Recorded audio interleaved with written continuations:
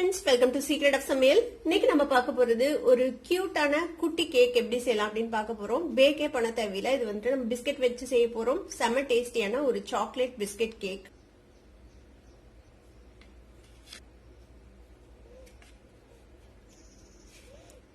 பாருங்க, பார்க்கவே செமையா இருக்குல்ல?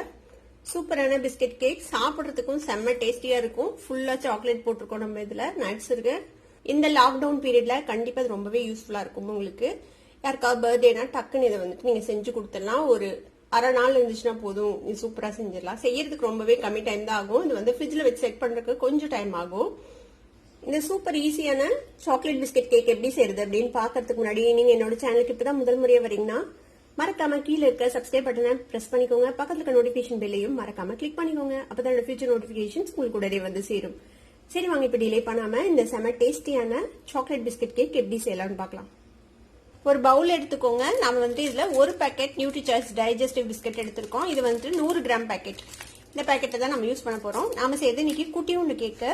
உங்களுக்கு ஒரு வேளை கேக் பெருசா வேணும் அப்படின்னு நினைச்சீங்கன்னா நீங்க இதை அப்படியே டபுள் பண்ணிக்கலாம். 2 பேக்கெட் எடுத்துக்கோங்க. மித்த எல்லாத்தையும் அப்படியே டபுள் பண்ணி போட்டுக்கோங்க.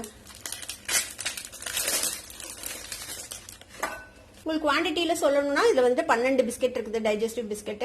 இதை வந்துட்டு நம்ம இப்படியே ரஃபா வந்துட்டு இப்படி உடச்சு போட்டுக்கலாம்.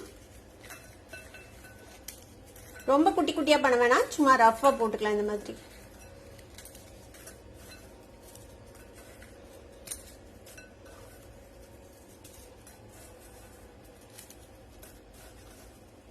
இப்போ இந்த மாதிரி பீசஸா உடச்சு வச்சாச்சு. இது கூட நம்ம வந்துட்டு கொஞ்சமா ரோஸ்டட் நட்ஸ் போட போறோம். நான் வந்து இன்னைக்கு முந்திரி பருப்பும் பாதாம் பருப்பும் கொஞ்ச நேரம் வறுத்து ட்ரை ரோஸ்ட் பண்ணி அதை நல்லா சாப் பண்ணி வச்சிருக்கேன்.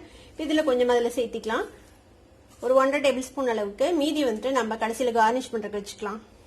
இது கூட நீங்க வேற ஏதாவது நட்ஸ் உங்களுக்கு பிடிச்சாலும் நீங்க வந்துட்டு சேர்த்திக்கலாம். வால்நட்ஸ் அந்த மாதிரி ஏதாவது உங்களுக்கு பிடிச்சாலும் நீங்க வந்துட்டு சேர்த்திக்கலாம். இப்போ இது தனியா இருக்கட்டும். இப்போ ஒரு குட்டி பேன் எடுத்துக்கோங்க. இதுல வந்துட்டு ஒரு 4 டீஸ்பூன் அளவுக்கு கோகோ பவுடர், 1/4 கப்புக்கு கொஞ்சம் கம்மியா எடுத்திருக்கேன். இது கூட அதே அளவுக்கு சர்க்கரை சேர்த்திக்கலாம். 1/4 கப்புக்கு கொஞ்சம் கம்மியா. இது கூடவே 1/4 கப் தண்ணி சேர்த்திக்கோங்க. 1 டீஸ்பூன் அளவுக்கு பட்டர். இப்ப இது எல்லாத்தையும் சேர்த்து நல்லா மிக்ஸ் பண்ணி விட்டுறலாம். இந்த கோகோ பவுடர் வந்து கட்டி இல்லாம இந்த தண்ணீரை வந்துட்டு நல்லா மிக்ஸ் ஆகணும். அது வரைக்கும் மிக்ஸ் பண்ணி விட்டுக்கலாம். நான் போட்டுக்கிறது சால்டட் பட்டர், அதனால நான் இது வந்துட்டு உப்பு எதுவும் சேர்த்துல. நீங்க வந்துட்டு நார்மல் பட்டர் சேர்த்துறீங்கன்னா ஒரு பிஞ்ச் ஆஃப் சால்ட் சேர்த்திக்கோங்க. இதுல நல்லா மிக்ஸ் ஆயிடுச்சு பாருங்க. இப்ப இதை நம்ம தூக்கி அடுப்புல வச்சிடலாம். இப்ப இந்த பேன் அடுப்புல வச்சிருக்கோம். நல்ல லோ ஃபிளேம்ல வச்சுக்கோங்க. இதை வந்துட்டு லோ ஃபிளேம்ல வச்சு நல்லா குக் பண்ணிக்கலாம். இந்த சுகர் வந்துட்டு மெல்ட் ஆகணும். மெல்ட் ஆகி இந்த கோகோ பவுடர்லாம் கொஞ்சம் மிங்கிள் ஆகி கொஞ்சம் திக் ஆகணும். அது வரைக்கும் நம்ம இதை வந்து வேக வச்சுக்க போறோம். ஒரு 4ல இருந்து 5 நிமிஷம் இது வந்துட்டு நம்ம நல்லா குக் பண்ணிக்கணும். இது நல்லா ஸ்டர் பண்ணிட்டே இருங்க இந்த மாதிரி, இல்லைன்னா வந்து கீழே பிடிச்சிக்கும் நம்ம கோகோ பவுடர் போட்டிருக்கிறதுனால. பாருங்க, ஒரு 3-4 நிமிஷம் இது வந்து கொதிச்சிருக்கு. நல்ல கிளேசியான ஒரு டெக்ஸ்டர்ல இருக்குது. இப்போ இதை வந்து நம்ம அடுப்பு ஆஃப் பண்ணி இதை ஆற விட்டுடலாம். இப்போ நம்ம ரெடி பண்ண இந்த கோகோ கலவை இருக்குல்ல, இதை வந்துட்டு நம்ம ஆல்ரெடி ரெடி பண்ணி வச்சிருக்கிற இந்த பிஸ்கெட்டோட சேர்த்திடலாம். இது லைட்டா வார்மா இருக்கு. இப்போ இதை வந்துட்டு நல்லா மிக்ஸ் பண்ணி விடலாம். இந்த பிஸ்கெட்ல எல்லா பக்கமும் நல்லா கோட் ஆயிக்கிற மாதிரி.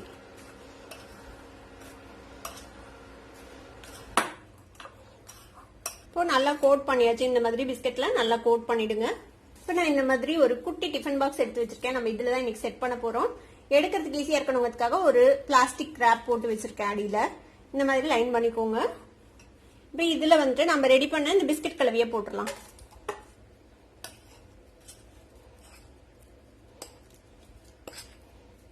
இதை வந்துட்டு நல்லா பிரஸ் பண்ணி லெவல் பண்ணி விட போறோம். இடையில கேப் எதுவும் இல்லாத மாதிரி இதை வந்துட்டு நம்ம லெவல் பண்ணிக்கலாம். அப்படி நல்லா பிரஸ் பண்ணி விடுங்க. இந்த மாதிரி நல்லா பிரஸ் பண்ணி இந்த மாதிரி அழுத்தி விட்டுருங்க. ஒரு பாத்திரத்துல தண்ணி சுட வச்சிருக்கேன். இப்போ இதுக்கு மேல நம்ம என்ன பண்ண போறோம்னா கொஞ்சமா சாக்லேட் இந்த மாதிரி துருவி வச்சிருக்கேன். இது வந்து ஒரு 1/4 கப் அளவுக்கு சாக்லேட் இதுல வச்சிருக்கேன். இது கூடவே கொஞ்சமா ஃப்ரெஷ் கிரீம் விட போறோம். இது வந்துட்டு வீட்லயே செஞ்ச ஃப்ரெஷ் கிரீம். கொஞ்சம் லைட்டா ஒரு பட்டரிஷ் மாதிரி ஆயிடுச்சு, அதனால பரவாயில்ல, மெல்ட் ஆயிடும்ல. நம்ம இதை வந்துட்டு இது கூட மிக்ஸ் பண்ணிடலாம். இது வந்துட்டு ஒரு 2 டேபிள் ஸ்பூன் அளவுக்கு நான் எடுத்திருக்கேன் ஃப்ரெஷ் கிரீம்.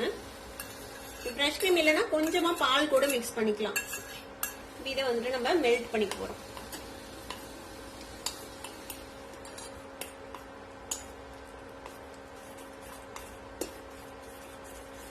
வேகமா மெல்ட் ஆயிடும். கீழே சுடு தண்ணி வச்சிருக்கோம்ல, அதனால பாருங்க சூப்பரா மெல்ட் ஆயிடுச்சு. ஒரு மாதிரி நல்ல ஒரு கிளேசியா இருக்கு நம்மளோட சாக்லேட் கனாஷ். அடுப்பு ஆஃப் பண்ணிட்டேன் நான். இப்போ இதை எடுத்துடலாம். இல்ல இப்போ நம்ம மெல்ட் பண்ணோம்ல இந்த சாக்லேட்டை வந்துட்டு இந்த கேக் மேல ஊத்திடலாம். இந்த பிஸ்கெட் கலவை மேல இது வந்துட்டு லைட்டா அப்படி டேப் பண்ணி விடுங்க. அந்த கேப்ஸ்ல எல்லாம் ஏதாவது இருந்துச்சுன்னா போய் செட்டில் ஆயிடும். அதுக்காக வேண்டி இப்போ இதை என்ன பண்ண போறோம்னா நம்ம ஃப்ரிட்ஜ்ல வந்துட்டு ஒரு 4-5 மணி நேரம் செட் பண்ண போறோம். இப்போ செட் ஆகட்டும், அதுக்கப்புறம் நம்ம எடுத்து பார்க்கலாம் எப்படி இருக்குதுன்ட்டு.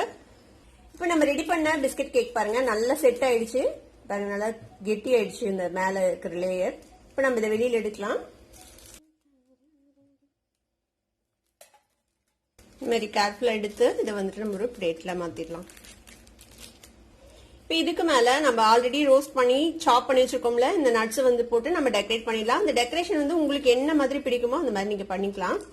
நான் இன்னைக்கு வந்துட்டு இந்த மாதிரி சிம்பிளா பண்ண போறேன்.